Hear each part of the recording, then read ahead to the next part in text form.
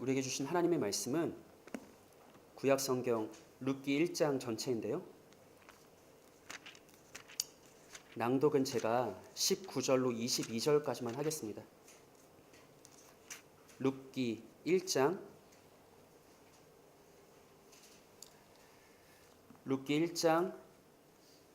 전체인데 제가 낭독을 19절로 22절까지 합니다. 이에 그 두 사람이 베들레헴까지 갔더라. 베들레헴에 이를 때 온 성읍이 그들로 말미암아 떠들며 이르기를 이가 나오미냐 하는지라. 나오미가 그들에게 이르되 나를 나오미라 부르지 말고 나를 마라라 부르라. 이는 전능자가 나를 심히 괴롭게 하셨음이니라. 내가 풍족하게 나갔더니 여호와께서 내게 비어 돌아오게 하셨느니라. 여호와께서 나를 징벌하셨고 전능자가 나를 괴롭게 하셨거늘 너희가 어찌 나를 나오미라 부르느냐 하니라.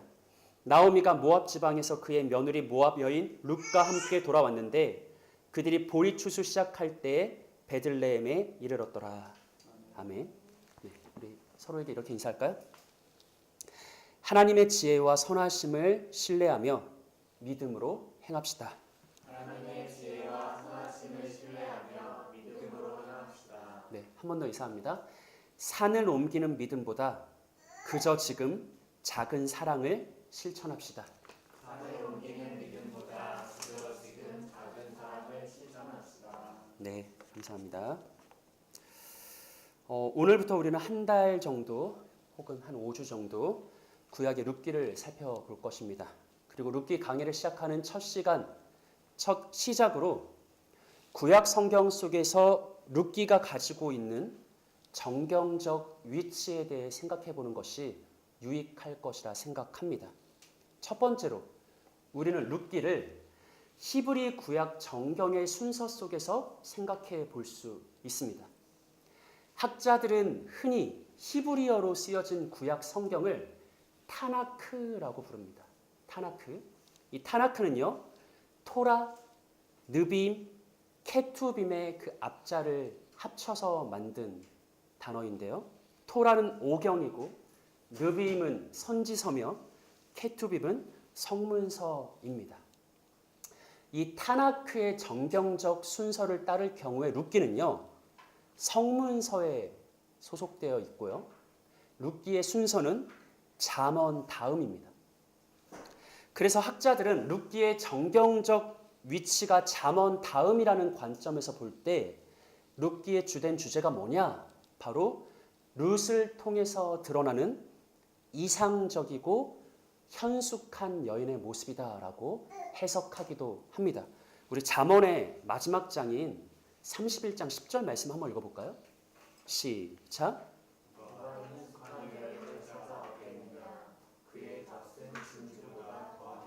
아멘. 자, 그 히브리 구약 성경의 정경적 순서를 따를 경우에 잠언 그리고 나서 룻기가 이어진다고요. 이 잠언의 마지막 장의 주제가 뭐냐면 누가 현숙한 여인이냐라는 질문이죠. 진주보다 값진 현숙한 여인의 가치에 대한 잠언의 마지막 장의 내용이 펼쳐지죠. 그리고 나서 뭐가 이어진다고요? 룻기가 이어지는 거예요. 그리고 실제로 룻기는 주인공인 룻이 누구보다 현숙한 여인이라는 것을 증언합니다. 우리 룻기 3장 11절 한번 볼까요? 그리고 이제 내 딸아 두려워하지 말라. 내가 내 말대로 내게 다 행하리라. 보아스가 룻에게 하는 말이거든요. 마지막 한번 읽어볼게요. 시작. 내가 현숙한 여자인 줄 나의 성 백성에 다 아니라. 아멘. 룻기에서 룻은 어떤 여인으로 확증되죠? 현숙한 여인. 그러니까 구약 히브리 정경의 순서를 따르면 잠언의 마지막 장이 누가 현숙한 여인이냐? 현숙한 여인은 진주보다 귀하다라고 말하고 바로 그 이상적인 모델로 누구를 제시하는 거죠? 룻을 제시하는 거예요. 룻은 현숙한 여인이라 룻의 현숙함으로 인해서 한 가정이 회복되고 치유되었다라는 그런 이야기, 이런 주제로 우리가 볼 수 있다는 것이죠. 두 번째는요, 룻기를 그 히브리 구약 성경을 그리스어, 헬라어로 번역한 70인경 성경의 순서 속에서 생각해 볼 수 있습니다. 사도들과 초대교회 성도들이 즐겨 사용한 성경이 바로 70인경인데 이 70인경은 오늘 우리가 가지고 있는 성경과 그 구약 성경의 순서가 동일합니다. 즉 오늘 우리의 성경이 70인경 순서를 따랐다는 것이죠. 그렇기 때문에 70인경 성경에서 볼 때 룻기는 뭐 다음에 위치할까요? 뭐 다음에 룻기가 옵니까? 사사기죠. 우리 앞에 있는 말씀 볼까요? 사사기가 어떻게 끝나냐면 그때 이스라엘에 뭐가 없으므로 왕이 없으므로 사람이 각기 자기 소견에 옳은 대로 행하였더라 라고 끝나고 룻기가 바로 이어서 어떤 때? 사사들이 치리하던 때라고 해서 사사기와 룻기가 아주 연속적으로 나타나죠. 사사기는 혼란스러운 시대예요. 어둠의 시대죠. 비참과 아픔, 상실과 고통이 가득한 시대입니다. 근데 성경은 그 아픔의 원인으로 뭐를 제시하죠? 그때 뭐가 없으므로? 왕이 없으므로 사사기가 그렇게 혼탁한 시대였다라고 말하죠. 이것은 마치 시즌2를 예고하는 열린 결말과도 같은 거예요. 그때 왕이 없어서 사람들이 혼란과 고통 속에서 살아갔다. 그러니 누가 필요하다? 참된 정의와 공의와 정직과 성실로 다스릴 진짜 좋은 선한 왕이 필요하다라는 어떤 예고. 그리고 나서 룻기가 실제로 이어지면서 룻기는 어떤 주제를 우리에게 강조하냐면 어지러운 사사 시대였지만 하나님은 유다 땅 베들레헴 그 작은 마을에서 룻의 가정을 통해 장차 이스라엘을 공의와 정직과 성실로 다스릴 누구를 예비하신다? 다윗 왕가를 예비하신다. 그리고 더 나아가서 그와 함께 다윗의 후손으로 오실 메시아 그리스도 예수의 길을 예비하신다라는 주제가 이 70인경의 순서를 따를 때 우리가 생각해 볼 수 있는 커다란 룻기의 주제죠. 그리고 룻기에서 우리가 특별히 주목해야 될 것은 뭐냐면요. 하나님은 절망적인 사사기의 시대 속에서도 구원의 새 날, 구원의 새 길을 예비하시는데 그 하나님의 구원의 섭리가 누구를 통해서 성취되냐면 이거예요. 서로에게. 시대가 무정하게 돌아가고 시대가 거칠게 돌아가고 시대가 너무 혼탁함 속에 있지만 그 시대를 거슬러서 그 시대에 저항해서 그저 아주 작은 사랑을 베푸는 한 사람 한 사람을 통해 자기 몸 하나 건사하기도 너무나 힘든 무정한 시대지만 그 시대에 저항하면서 그래도 사랑을 베풀고 인애를 베풀고 호의를 베푸는 룻과 보아스 그 소수의 사랑 베품을 통해서 마침내 하나님의 영광스럽고 위대한 구원의 계획이 성취되더라라는 이 주제가 오늘 우리가 특별히 주목해야 될 주제입니다.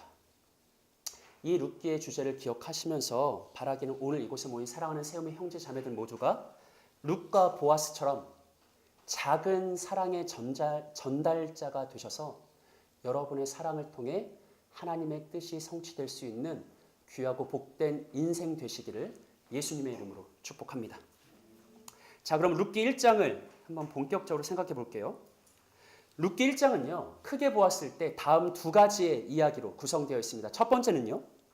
나오미의 가정이 베들레헴을 떠나 모압으로 이주해 간다라는 내용이고요. 두 번째는 반대로 나오미의 가정이 모압을 떠나 베들레헴으로 돌아온다라는 이야기죠. 첫 번째 이야기를 먼저 살펴볼까요? 본문 1장 1절 합독합시다.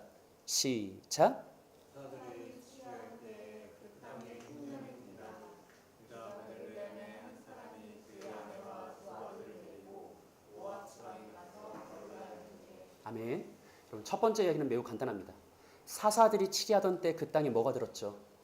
흉년이 들었어요. 그래서 나오미의 가정, 곧 나오미의 남편 엘리멜렉과 그의 두 아들 말론과 기론이 어떤 계획을 세우냐면 안 되겠다. 유다 베들레헴을 떠나 어디로 이주하자? 모압으로 이주해 가자. 그곳에 정착하자라고 계획을 세운 거죠. 성경이 말하는 것은 얼마 지나지 않아 모압에 정착한 지 얼마 지나지 않아 나오미의 남편 엘리멜렉이 죽었다.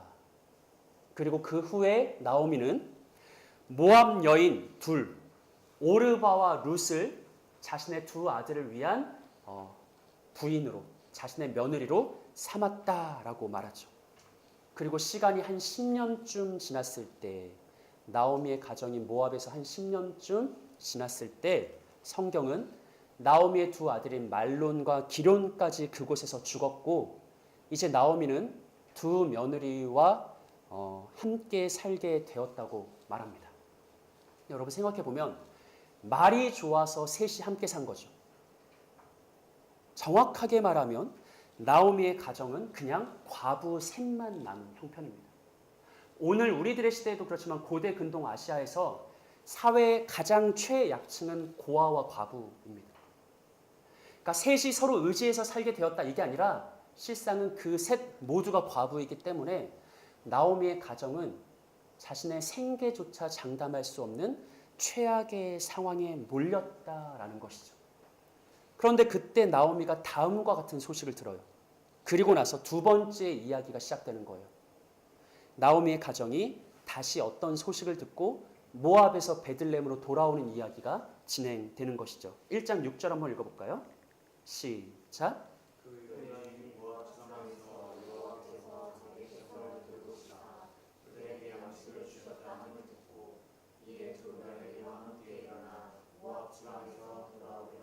네, 그러니까 첫 번째 이야기와 두 번째 이야기가 이렇게 진행되는 거죠. 근데 우리가 여기서 첫 번째로 첫 번째 이야기에 대해서 먼저는 어느 정도의 신학적 평가를 내려볼 수 있을 것 같아요. 나오미의 가정이 유다 베들레헴 땅에 흉년이 들었을 때 그 땅을 떠나 더 나은 삶을 소망하면서 모압으로 이주한 것. 이것은 우리가 어떻게 평가할 수 있을까? 이에 대해서 직접적인 평가를 내리기 전에 먼저는 이와 매우 유사한 그림이 한 가지 떠오르는데 아브라함의 경우를 통해서 우리가 함께 생각해 보겠습니다. 창세기 12장을 보시면 그 땅에 기근이 들었으므로 아브라함이 애굽에 거류하려고 그리로 내려갔으니 이는 그 땅에 기근이 심하였음이라. 아멘. 하나님께서 가나안 땅으로 아브라함을 보내셨죠. 가나안은 아브라함이 스스로 선택한 땅이 아닙니다. 하나님이 예비하시고 준비하시고 아브라함을 보내고 아브라함에게 명령해서 아브라함이 정착했던 땅이죠. 근데 그 땅이 뭐가 들었다? 기근이 심하게 들었다. 그래서 아브라함이 고민하다가 결정을 하는 거예요. 더 나은 삶을 살기 위해. 아니 어쩌면 자신의 생존을 유지하기 위해 아브라함은 약속의 땅을 떠나 애굽으로 마치 오늘 본문의 나오미처럼 자신의 거처를 옮깁니다. 근데 우리는 이런 아브라함의 선택이 하나님의 기뻐하신 뜻이 아니었다는 것을 잘 알고 있죠. 굉장히 아이러니한 게 뭐냐면 아브라함은 약속의 땅에 기근이 드니까 자기의 목숨을 살리기 위해 생명을 위해 애굽으로 이주해 갔어요. 그게 아브라함의 그럴듯한 계획입니다. 그런데 아브라함이 마주한 현실은 뭐냐면 생명을 얻기 위해 죽음을 피해 생명을 얻기 위해 애굽으로 갔는데 애굽으로 가까워지니까 어떤 생각이 들었어요? 아, 내가 애굽에 가면 내 아름다운 아내 사레 때문에 내가 죽을 수 있겠구나라는 생각이 들었습니다. 굉장히 아이러니죠. 아브라함의 짧은 생각으로 생명의 땅은 가나안이 아니에요. 애굽이에요. 근데 막상 애굽에 갔더니 이제 아브라함은 그 생명의 땅이었어야 될 애굽을 죽음의 땅으로 인식합니다. 그래서 아브라함이 어떤 일을 합니까? 12장 1절로 13절을 보시면 사레에게 이렇게 말하죠. 내가 알기에 그대는 아리따운 여인이라 애굽 사람이 그대를 볼 때 이르기를 이는 그의 아내라 하여 나는 죽이고 그대는 살리리니 원하건대 그대는 나의 누이라 하라. 그러면 내가 그대로 말미암아 안전하고 내 목숨이 그대로 말미암아 보존되리라 하니라. 아멘. 아브라함은요. 약속의 땅에 기근이 드니까 살기 위해 애굽으로 내려갔어요. 그것이 아브라함의 그럴듯한 계획이라고요. 지혜로운 생각이죠. 그런데 정작 아브라함은 그 땅에서 죽음의 위협을 느끼고 자신의 목숨을 살리기 위해 구차한 거짓과 간교한 기만에 의지합니다. 거짓말을 하지 않고서는 살아갈 수 없는 땅이 바로 애굽이었던 것이죠. 물론 하나님은 그 땅에서도 아브라함의 실수에도 불구하고 그를 인도해서 다시 가나안 땅으로 무사히 인도하시죠. 하지만 우리는 아브라함의 이야기를 통해서 한 가지를 명확하게 알 수 있습니다. 당장의 눈앞에 어떤 어려운 현실의 어려움이 있어도 자신의 지혜로움을 따라 자신의 그럴듯한 계획을 따라 하나님의 약속이 있고 하나님의 임재가 있는 가나안 땅을 떠나는 것은 결코 하나님이 원하시는 삶이 아니라는 것. 이것 한 가지는 우리가 분명하게 할 수 있죠. 그리고 이 기준을 만약에 오늘 본문의 나오미 가정에 적용한다면 우리가 어떤 신학적 평가를 내릴 수 있을까? 베들레헴의 흉년이 들었을 때 조금 더 나은 삶을 살고 싶어. 조금 더 좋은 삶을 살고 싶어. 해서 그 약속의 땅을 떠나 모압으로 이주한 것이 과연 하나님이 원하시는 삶의 모습이었을까? 어쩌면 아브라함이 자기의 지혜를 따라서 애굽으로 갔지만 막상 그곳이 죽음의 땅으로 변하고 거짓과 기만으로 겨우 자신의 목숨을 부지할 수 있었던 것처럼 나오미의 가정도 그와 비슷한 고통과 비참을 겪게 되진 않을까. 얼마든지 우리는 이러한 신학적 평가를 내릴 수 있을 것입니다. 그리고 이것은 정당한데 나오미 스스로의 고백에도 이러한 내용이 나타나기 때문이죠. 룻기 1장 20절로 21절 한번 읽어볼까요? 시작. 나오미가 그들에게 이르되 나를 나오미라 부르지 말고 나를 마라라 부르라. 이는 젖는 자가 나를 심히 괴롭게 하셨습니다. 내가 풍족하게 하였더니 여호와께서 내게 기업을 하게 하셨느니라. 여호와께서 나를 진보하셨고 젖는 자가 나를 괴롭게 하셨거늘 너희가 어찌 나를 나오미라 부르느냐. 아멘. 나오미가 자신이 유다 베들레헴을 떠나서 모압에 정착한 그 10년의 삶을 회고하는데 딱 두 마디로 표현하죠. 하이라이트된 부분. 그 기간은 어떤 시간이었다? 전능자가 나를 심히 괴롭게 했던 시간이었다. 여호와께서 나를 징벌하신 시간이었다라고 나오미가 스스로 고백하고 있죠. 본래 나오미의 가정은요. 유다 베들레헴을 떠날 때 풍족하게 나갔어요. 어떤 꿈을 가지고 나갔을까? 어떤 계획을 품었을까? 어떤 지혜로운 생각들이 있었을까? 하지만 결과적으로 그들은 10년이 지나 다시 베들레헴으로 돌아올 때 텅 빈 상태가 되었습니다. 나오미가 스스로 사람들에게 요청하죠. 이제부터는 나를 나오미라고 부르지 마라. 대신에 뭐라고 불러라? 마라라고 불러라. 학자들은요. 나오미라는 이름의 뜻이 기쁨 혹은 즐거움이라고 말합니다. 반대로 마라의 뜻은 쓰다 혹은 괴로움이라고 말합니다. 나오미의 가정은요. 보다 기쁜 삶, 보다 즐거운 삶, 보다 나은 삶, 보다 풍족한 삶을 꿈꾸며 자신의 지혜를 따라 모압으로 이주했습니다. 하지만 그곳에서 나오미는 남편을 잃고 두 아들마저 잃고 쓰디쓴 10년의 삶을 살았을 뿐입니다. 마치 아브라함과 같은 거죠. 살기 위해 애굽으로 갔지만 그곳이 오히려 죽음의 땅임을 깨닫고 거짓과 기만으로 겨우 자신의 목숨을 부지했던 아브라함처럼 하나님의 말씀을 떠난 인간의 지혜로운 선택, 인간의 그럴듯한 계획은 가장 어리석은 결정이라는 것이 나오미의 가정의 10년의 삶을 통해서 다시 한번 확증되고 있습니다. 그리고 룻기 1장에서 이러한 아이러니한 주제는 나오미가 다시 베들레헴에 돌아오는 결정적인 계기를 통해서 가장 통렬하게 드러나는데 1장 6절을 보시면 성경이 이렇게 말해요. 그 여인이 모압 지방에서 뭐를 듣죠? 여호와께서 자기 백성을 돌보시사 그들에게 뭐를 주셨다? 양식을 주셨다 함을 듣고 다시 베들레헴에 돌아오기로 결정해요. 아이러니하지 않습니까? 나오미의 생각은 하나님이 이 땅을 돌보지 않는 것 같아. 하나님이 우리를 잊으신 것 같아. 우리의 삶에 관심이 없는 것 같아. 그러니 나는 내 지혜를 따라 내 판단을 따라 더 나은 삶을 개척해야겠어라고 해서 모압으로 떠났어요. 근데 그 모압에서 마침내 다시 돌아오는 결정적인 계기가 결국엔 그 땅이 하나님의 은혜 안에 있더라. 하나님이 그 땅을 돌보셨더라. 하나님이 양식을 제공하셨더라라는 소식을 듣고 자신의 어리석은 결정을 후회하며 되돌아오는 거죠. 아이러니죠. 우리는 이러한 아브라함과 나오미의 삶을 통해서 우리가 아무리 서툰 생각과 그럴듯한 계획과 하나님이 뭔가 일하지 않는 것 같다는 미련한 그런 생각을 가지고 내 나름대로 자신만만하게 어떤 일을 추구하지만 그것이 결국에는 하나님의 지혜보다 어리석은 일이라는 것을, 그리고 우리는 결국 오랜 시간이 지난 다음에 하나님의 곁으로 돌아올 수밖에 없다는 것을 확인할 수 있습니다. 학자들은 이 룻기 1장에 돌아오다라는 의미의 히브리 동사 슈브가 무려 11번이나 반복돼서 사용되고 있다는 것에 주목합니다. 슈브 계속 반복된다는 거죠. 돌아왔다. 뭘 말하는 거예요?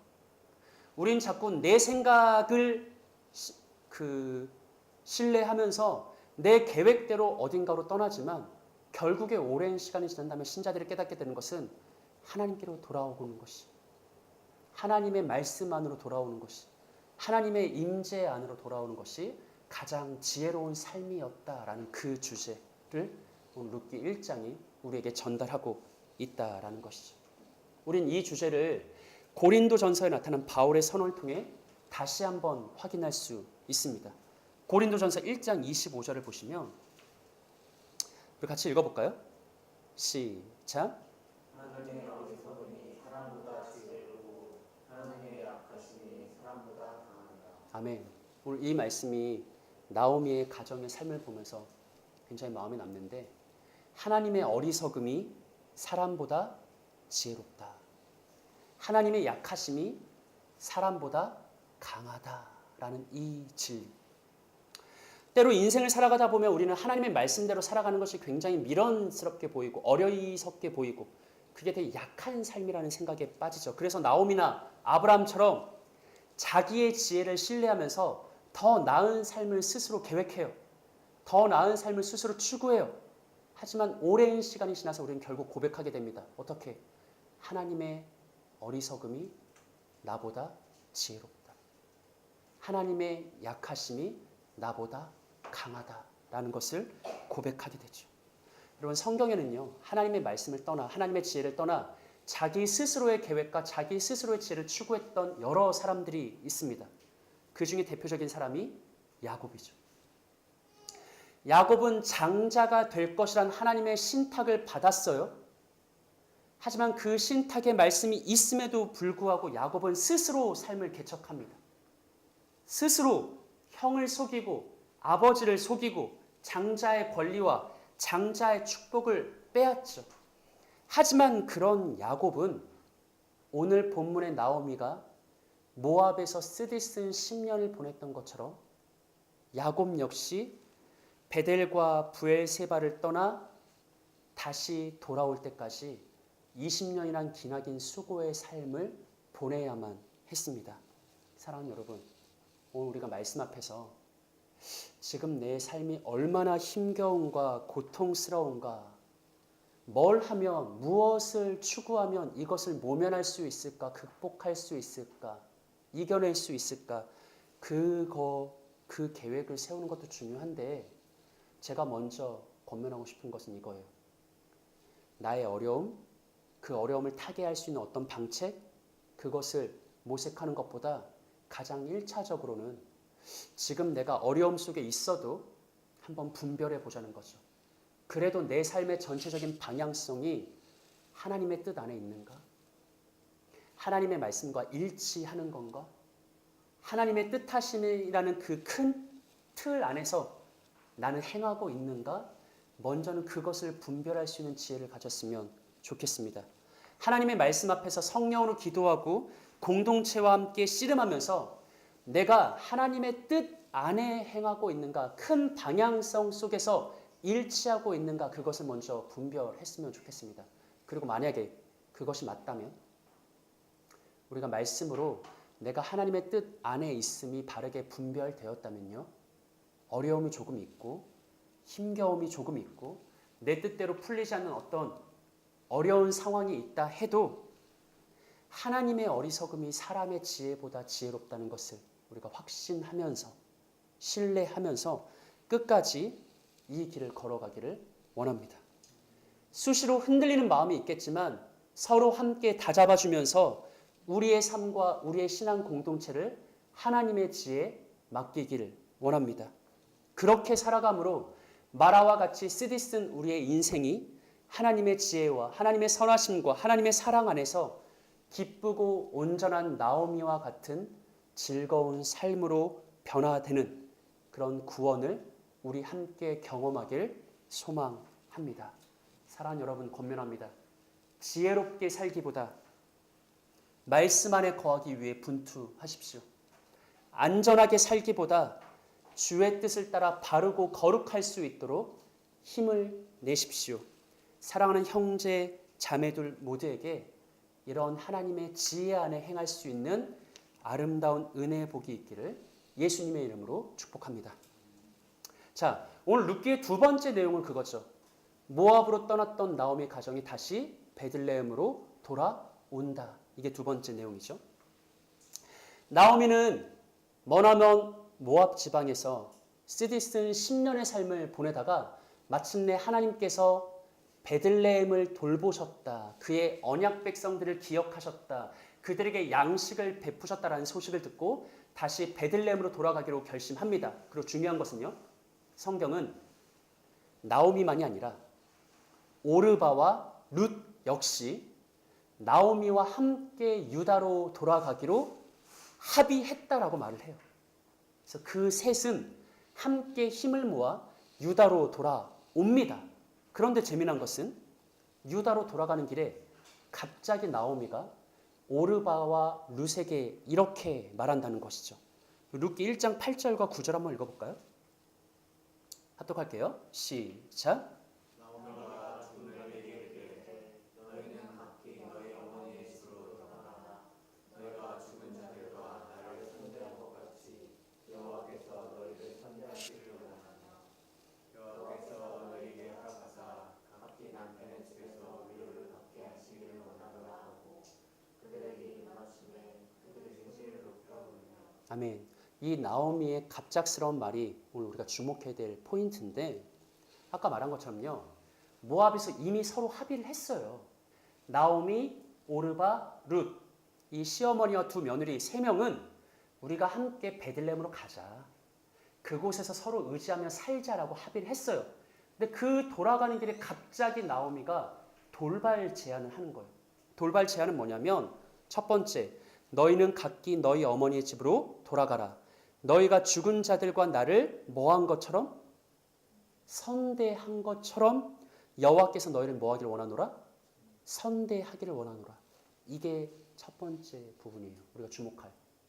한글 성경에서 선대하다라고 번역한 이 히브리어 단어는 그 유명한 헤세드입니다. 헤세드는 많이 들어봤죠? 헤세드는 아주 단순하게 호의, 친절, 은혜라는 의미를 가지고 있어요.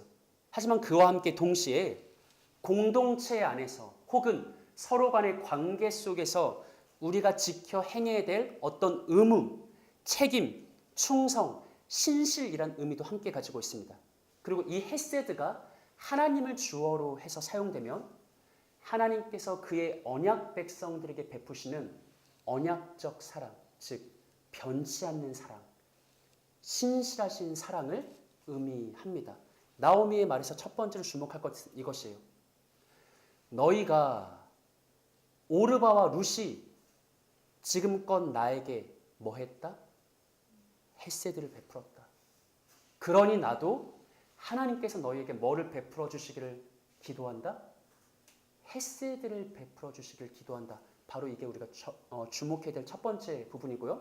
두 번째는 나오미가 하나님께서 그들에게 헤세드를 베풀어서 그들이 각기 남편의 집에서 뭐를 받게 하시길 원하노라라고 말하죠. 위로받게 하시길 원하노라.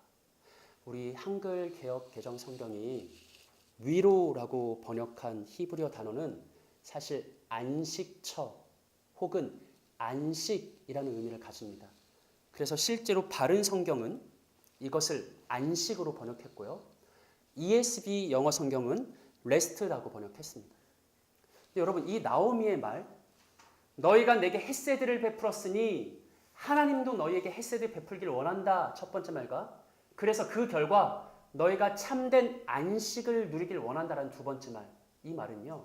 제가 보기에는 예수님 시대에 가야바라는 대제사장이 있었거든요. 근데 가야바가 예수님을 대적하는 자예요. 예수님의 뜻을 잘 모르는 사람이에요. 근데 되게 재밌는 게 뭐냐면 성경에 이런 표현이 나와요. 가야바가 그 해 대제사장이므로. 그러니까 가야바 자신이 대단해서가 아니라 단지 그가 기름 부음 받은 대제사장이기 때문에 가야바가 자기 스스로도 알지 못하는 예언을 해요. 그러니까 자기가 말하면서도 그 뜻을 모르면서 예언을 한다고요. 그 예언이 뭐냐면 수많은 바리새인과 서기관들 앞에서 이렇게 말하는 거예요. 한 사람이 죽음으로 온 백성이 망하지 않게 되는 것이 얼마나 유익이냐. 즉 예수님의 구속사역을 예언하는 거죠. 예수 그리스도 한 사람이 십자가에서 죽으심으로 모든 사람이 구원으로 이끌림 바 되는 것이 우리에게 얼마나 큰 유익이냐라는 자기 스스로도 알지 못하는 예언의 말을 내뱉어요. 저는 이 나오미의 말이 가야바의 예언과 거의 유사하다고 생각합니다. 나오미는요, 그냥 며느리들에게 자기 스스로의 말을 하는데 사실 나오미가 내뱉는 그 말에는 엄청난 하나님의 구원의 계획이 담겨 있습니다. 나오미가 무엇을 소망하며 축복하며 기도했냐면 너희가 작은 헷세드를 내게 베풀었으니 하나님도 너희에게 뭘 베풀길 원한다? 헷세드 베풀길 원한다. 그리하여 그 헷세드의 결과로 너희가 무엇을 얻길 원한다? 참된 안식을 누리길 원한다. 이렇게 말했죠. 나오미는 그냥 그렇게 말한 거예요. 단순하게. 나오미가 스스로 깨닫지 못한 엄청난 하나님의 구원의 역사가 여기에 담겨 있습니다. 실제로 룻기는 이 주제가 성취되는데 1차적으로는 시어머니 나오미를 외면하지 않고 그에게 지속적으로 호의와 친절과 은혜, 곧 작은 헷세드를 베푼 룻에게 보아스라는 더 큰 헷세드가 더해져서 결국에는 나오미와 룻의 가정이 보아스의 날개 아래서 참된 안식을 누리게 되었다라는 1차적인 성취가 나타나고요. 두 번째로 조금 더 큰 관점에서 말하면 암울한 사사시대였지만 그 속에서도 무정한 시대의 정신에 거스르고 대항하면서 룻과 보아스가 그래도 사랑을 베푸는 삶을 살아가요. 그래도 인애를 베푸는 삶을 살아가요. 손해 당할 걸 알면서도 헷세드를 베푸는 삶을 살아가요. 그러니까 룻과 보아스 위에 하나님의 더 큰 헷세드가 더해져요.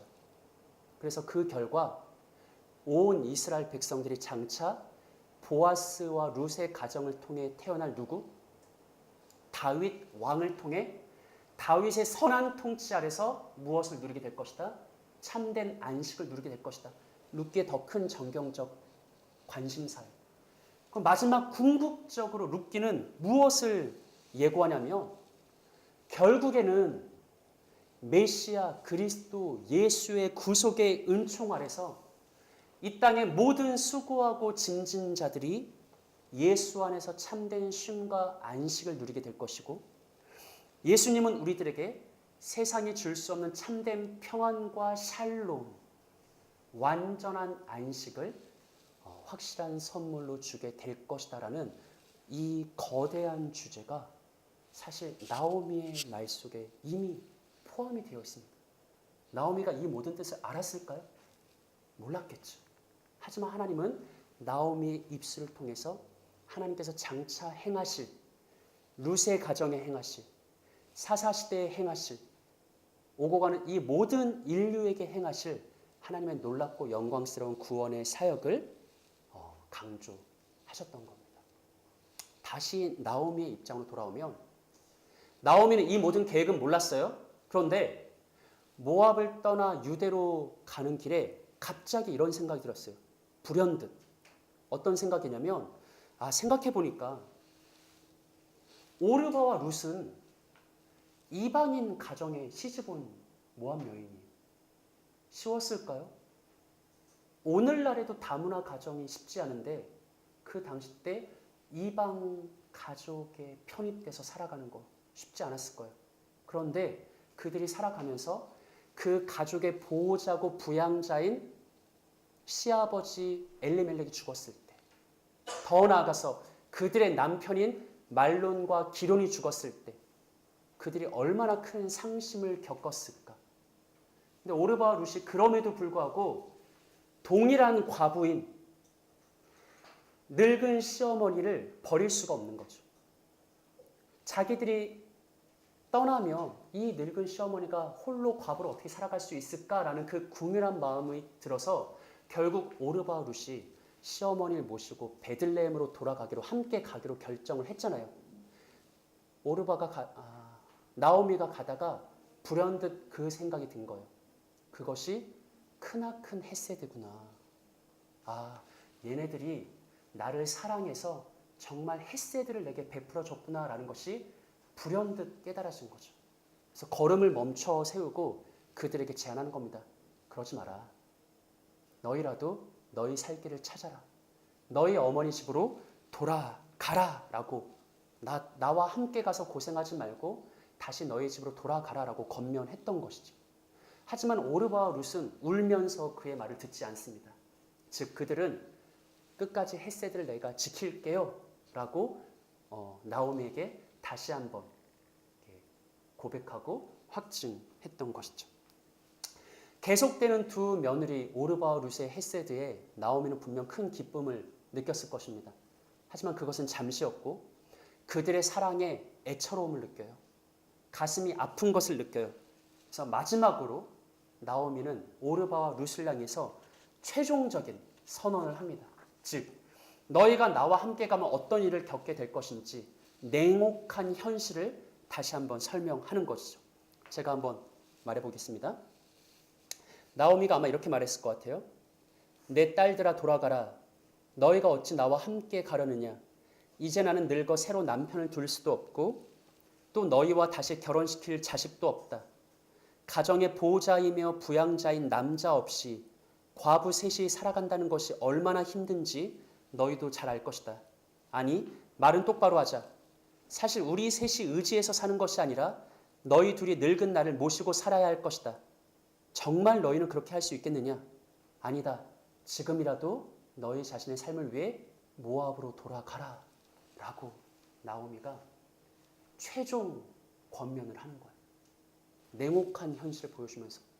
그리고 이게 먹혀서 첫 번째 며느리인 오르바가 마침내 나오미의 말을 듣고 모압으로 되돌아갑니다. 그리고 룻은 끝까지 나오미의 곁을 지키며 나오미와 함께 베들레헴으로 돌아가겠다고 결단을 하죠. 이 에피소드가 있는데 우리가 주목해야 될 것은 학자들이 어떻게 해석하냐면 나오미는 그냥 며느리들이 걱정돼서 했던 말이에요. 그렇죠? 나오미는 하나님께서 행하실 그 모든 구원의 사역을 다 알지 못해요. 그냥 자기의 감정을 따라서 했어요.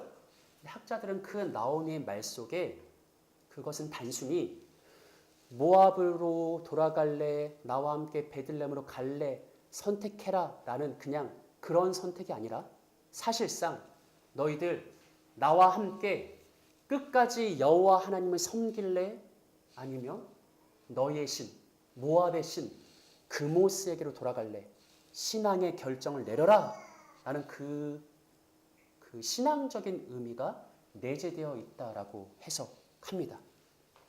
그러니까 나오미의 말은 단순한 말이 아닌 거예요. 그 밑바닥에는 사실 믿음의 번명과 믿음의 도전과 신앙의 결단을 내리라는 나오미의 강력한 촉구가 담겨 있다라는 것이죠. 제가 그래서 나오미가 했던 말을 다시 한번 믿음의 권면으로 재구성해 보겠습니다. 한번 들어보시죠. 나오미가 이렇게 말하는 거예요. 이전에 나는 나오미, 곧 기쁨과 즐거움이라는 이름을 가졌고 그때 나는 내 스스로의 지혜를 따라 더 나은 삶을 살아보고자 하나님이 주신 약속의 땅을 떠나 이곳 모압으로 이주해 10년을 살았다. 하지만 모압에서의 10년의 삶이 어땠는지 누구보다 너희가 잘 알 것이다. 그것은 한마디로 여호와 하나님께서 나를 징벌하시고 괴롭게 하신 시간이었다. 하나님의 손이 내 남편과 두 아들을 쳐서 내 가정과 내 삶을 텅 비게 만드셨다. 하지만 이제 나는 다시 여호와 하나님께로, 하나님이 거하시는 약속의 땅으로 돌아가려고 한다. 비록 이제 나는 나오미가 아닌 스디슨 마라와 같은 삶이 되었지만 그럼에도 불구하고 나는 다시 이스라엘의 하나님 여호와께로 돌아가려고 한다. 너희도 그럴 수 있겠느냐?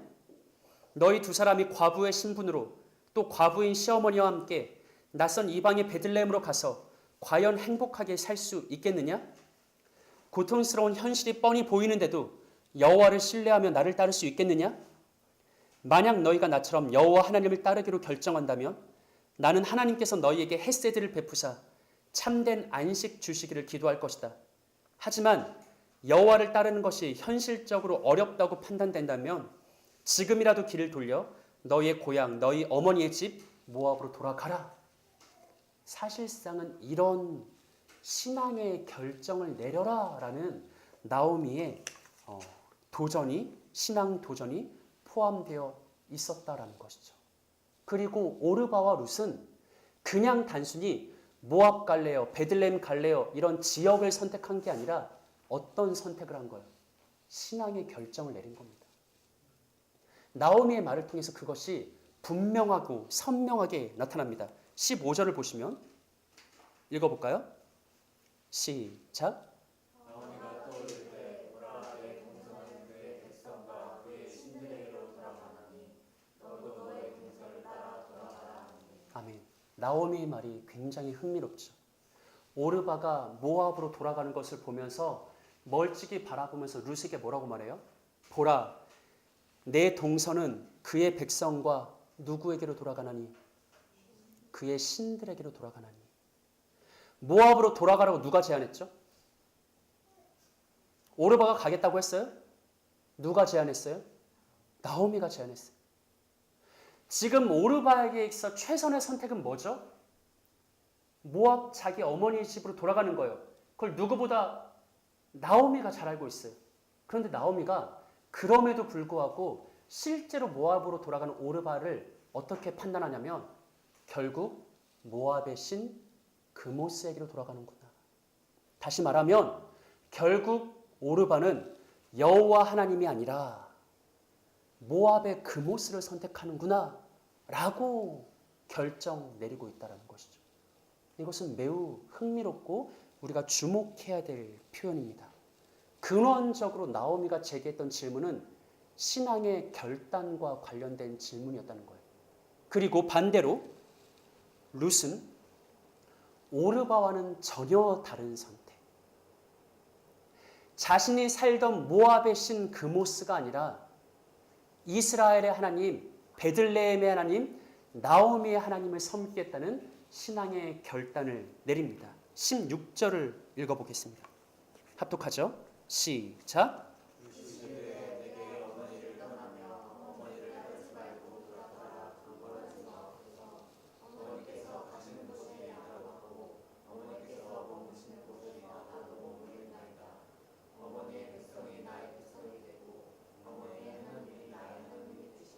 아멘. 여러분 룻은 이방 여인이죠. 성경 공부 제대로 했을까요? 하나님의 말씀에 대한 율법에 대한 어떤 체계적인 지식이 있었을까요? 아니죠. 근데 룻은 그냥 자신의 마음에서 우러나는 대로 고백을 했어요. 주목해야 될 것은 마지막 룻의 고백인데 뭐라고 하죠? 어머니의 백성이 나의 백성이 되고 어머니의 하나님이 나의 하나님이 되시리니. 그냥 룻은 자기의 말을 했어요. 놀랍게도 이 룻의 말에는 언약 공식이 포함되어 있습니다. 레위기야 호세아 말씀을 보시면 하나님이 이렇게 말씀하세요. 나는 너희 중에 행하여 너희의 하나님이 되고 너희는 내 백성이 될 것이니라. 호세아 한번 읽어볼까요? 시작. 여호와께서 이르시되 그의 이름이 여호와니라 너희는 내 백성이 아니요 나는 너희 하나님이 되지 아니하였으니. 아멘. 이게 학자들이 말하는 언약 공식이거든요. 하나님이 이스라엘 백성들과 언약을 체결할 때 그 공식처럼 언약 체결에 대한 어떤 비준으로서 나는 너희의 하나님, 너희는 내 백성. 이게 언약적인 표현이에요. 레위기의 말씀은 뭐냐면 너희가 내 말씀을 따라 계속해서 순종하면 나는 너희 하나님, 너희는 내 백성. 이 언약의 관계가 계속해서 유지될 거야 라는 약속. 반대로 호세아는 뭐예요? 너희가 내 말씀을 어기고 불순종하니까 자꾸 불순종으로 일관하니까 나는 더 이상 너희 하나님이 되지 않고 너희도 내 백성이 아니다. 언약의 파기에 대한 경고의 말씀이죠. 이 모든 게 룻의 고백에 포함되어 있어요. 어머니의 백성이 내 백성이 되고 어머니 하나님이 내 하나님이 되리라. 룻이 잘 알지는 못했겠죠. 하지만 신앙의 고백을 하는 거예요. 어머니 하나님이 내 하나님이 되고 나는 그 하나님께 믿음과 충성과 순종으로 살아가겠습니다. 라고 언약적 관계를 천명하는 룻의 고백이라는 것이죠. 저 오늘 설교 제목을 이렇게 정했습니다. 마라의 하나님도 섬기겠는가? 마라의 하나님. 여러분, 모압에서 나오미가 어떻게 살았는지 룻이 알았을까요? 몰랐을까요? 몰랐을까요? 누구보다 잘 알았겠죠. 모압에서의 10년의 삶이 어땠는지 룻이 말하지 않아도 다 알고 있어요. 나오미가 스스로 나 나오미라고 부르지 마, 마라라고 불러. 그렇게밖에 말할 수 없는 이유, 룻이 알았을까요? 몰랐을까요? 다 알고 있었죠. 즉 룻은요, 나오미가 이스라엘의 하나님을 믿는다, 나는 여호와 하나님을 섬긴다 라고 말하면서 너희들 여호와 하나님을 섬길래 아니면 모압의 신 그모스를 섬길래, 만약 너희가 여호와 하나님을 선택하면 하나님의 헷세드가 너희 삶에 충만하기를, 그래서 참된 안식을 누리기를 내가 거기서 기도하고 축복하고 중보한다 라고 그렇게 권면했잖아요. 근데 룻은 다 알고 있어요. 어머니가 그렇게 신앙의 결단을 하지만 실제 어머니의 삶이 어땠는지 다 알아요. 행복하고 기쁜 삶이었나? 아니거든요. 비참한 삶이었거든요. 모든 것을 다 상실하고 잃어버린 텅 빈 삶이었거든요. 근데 과연 나오미가 하나님을 섬길래 그모스를 섬길래라고 신앙의 결단을 했을 때 얼마나 설득력이 있었을까요? 이건 우리들에게도 얼마든지 적용할 수 있어요. 내가 신자여서 예수 믿는 순간부터 내 삶이 정말 기쁘고 풍족하고 윤택하고 여유롭게 막 변해. 모든 삶이 그걸 다 봐. 너 하나님 섬길래 아니면 그냥 하나님 없이 살아갈래? 힘이 있겠죠. 하지만 만약 우리가 나오미와 같은 삶이라면 평생 예수를 정말 신실하게 믿고 따르는데 모든 사람이 다 알아. 쟤는 마라야. 쟤는 모든 걸 다 잃어. 다 상실해. 가진 게 없어. 쓰디쓴 고통스러운 삶만 살아. 그런 우리가 다른 누군가에게 예수를 믿으세요. 하나님께서 은혜를 베풀어 주실 거예요. 참된 안식을 누리게 하실 거예요. 라고 했을 때 설득력이 있을까? 과연 나오미의 인생 전체를 알고 있는 룻에게 있어서 나오미의 신앙 결단이 얼마나, 신앙의 도전이 얼마나 큰 힘이 되었을까? 우리에게 믿음이 필요하죠. 이것은 비신자와의 관계에서만이 아니라 같은 신자에서도 동일하게 적용됩니다. 나오미의 모든 삶을 알고 있는 룻이기 때문에 나오미가 룻에게 신앙 결단을 하는 것은 사실 어려운 일이에요. 이게 서로와 서로의 관계에 있어서 그렇거든요. 같은 공동체 안에서 그 사람의 집안 사정 뻔히 다 알고 있어. 그럼 우리가 그 사람에게 어떤 신앙의 결단을 요청하는 게 사실 그리 쉬운 일이 아닙니다. 목사, 성도 사이도 그래요. 이 사람이 얼마나 바쁘고 분주한지 내가 뻔히 다 알아요. 너무 잘 알고 있어. 이 사람이 얼마나 빠듯하고 어렵게 살아가는지 내가 너무나 잘 알고 있어. 그러다 보니까 어떤 신앙에 도전을 하고 싶은데 지금 그 사람의 유익을 위해서, 그 사람의 영적인 안정을 위해서 어느 정도의 신앙의 도전, 믿음의 결단을 내리라고 하고 싶은데 그게 오히려 힘들 때가 있어요. 나오미와 룻의 관계가 그랬다는 거죠. 하지만 여러분, 그런 어려움, 현실적인 문제, 그 모든 것들, 오늘 룻기 1장은 우리에게 이런 화두를 던지는 것 같아요. 그럼에도 불구하고 너는 마라의 하나님도 섬길 수 있겠니? 나오미의 고백은 결국 그거거든요. 너희가 내 삶 다 알아. 그래, 내가 풍족하게 살지 못했어. 되게 비참한 삶이지. 누구나 손가락질 할 거야. 하지만 그래도 나는 마라의 하나님을 섬기러 베들레헴에 돌아갈 거다. 너희도 그럴 수 있겠니? 무시무시한 신앙의 도전입니다. 오늘 이 말씀이, 이 도전이 우리에게 동일하게 성령을 통해서 선언되고 있는 거죠. 이곳에 모인 너희는 그럼에도 불구하고 마라의 하나님도 섬길 수 있겠니? 나오미는 그럼에도 불구하고 베들레헴으로 돌아가기로 결단했고 이방 여인 룻조차 그럼에도 불구하고 시어머니가 어떤 삶을 살아왔는지 다 봤음에도 불구하고 마라의 하나님을 섬기기로 결단했어. 너희는 어떠니? 이 바쁜 현대 삶 속에서 너무나 분주한 삶을 살아가는 그대들, 그럼에도 불구하고 너희도 마라의 하나님을 섬기겠느냐라는 그 신앙의 결단이 사실상 이 예배 시간에 성령을 통해서 우리의 내면 가운데 선포되고 있는 것입니다. 만만치가 않죠. 복음서에서 사도들이 예수님께 감당할 수 없는 예수님의 도전을 들었을 때 사도들이 이렇게 요청해요. 주여, 우리에게 믿음을 더하소서. 지금 이 순간 우리에게 믿음이 더해져야 될 시간입니다. 이 감당하기 힘든 그럼에도 불구하고 마라의 하나님을 섬기겠는가라는 신앙 도전, 우리가 나오미처럼 룻처럼 믿음으로 반응할 수 있도록 주여 우리에게 믿음을 더하소서라고 기도할 수 있는 우리가 되었으면 좋겠습니다. 평소였다면 이 정도에서 설교를 마쳤겠지만 오늘은 마지막으로 짧게 한 가지 적용점을 더 생각해 볼게요. 이게 좀 중요해서 제가 굳이 덧붙였습니다. 분명히 룻기의 저자가 강조하는 건 뭐냐면요. 자, 들어보세요. 룻기 1장에서 룻기의 저자가 우리에게 강조하는 건 뭐냐면 룻이 그냥 시어머니와의 의리를 지키기 위해서 그 땅으로 가기로 선택한 거 아니다.